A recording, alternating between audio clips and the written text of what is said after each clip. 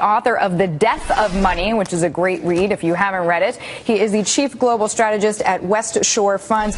Jim, so glad you're here. When I saw yesterday all those right on the screens, I thought, I need Jim. We need to talk about what's going on. So for the average investor, let's start small, then we'll go big. What's the average person to do? Okay, here's the way to understand what's going on now, because you hear fears of deflation, fears of inflation.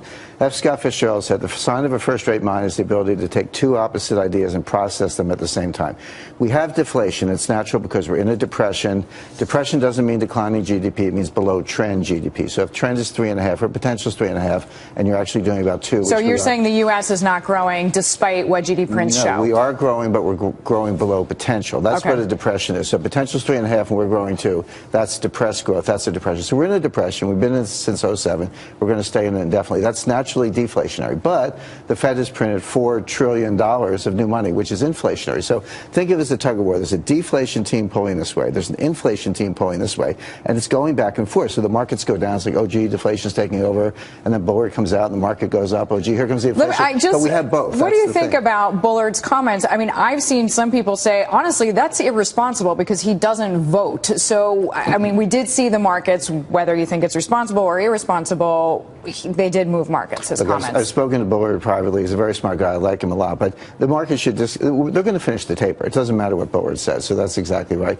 The FOMC is in the grip of the hawks right now. There are vacancies on the board of governors. You got two super hawks, Fisher and Plosser. They're going to finish the taper, and they're not going to change policy before the end of the year. But in January, everything changes.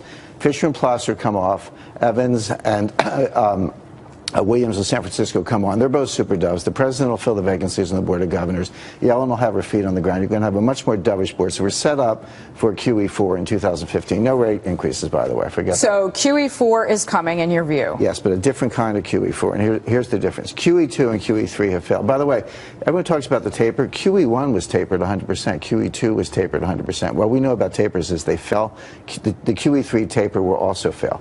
Why will QE4 be different? Because they're going to disintermediate the banks. The problem is the Fed prints money, the banks sit on it, they don't lend it, people don't want loans. So you need to take the banks out of the picture. The way you do that is... Well, I want to stop you, though, right there, because in some respects, the business community has taken a lot of power away from the banks. I mean, that's why we're seeing a lending club. I mean, there are tons of peer-to-peer lending, small business lending. I know size-wise it doesn't compare to the power that a JPM or a Goldman would have.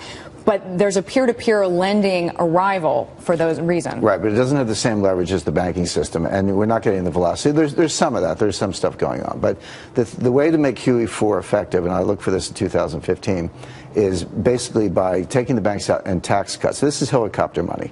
The way you do it is you cut taxes, probably the payroll tax. It puts money in your pocket, my pocket, and everybody's pocket.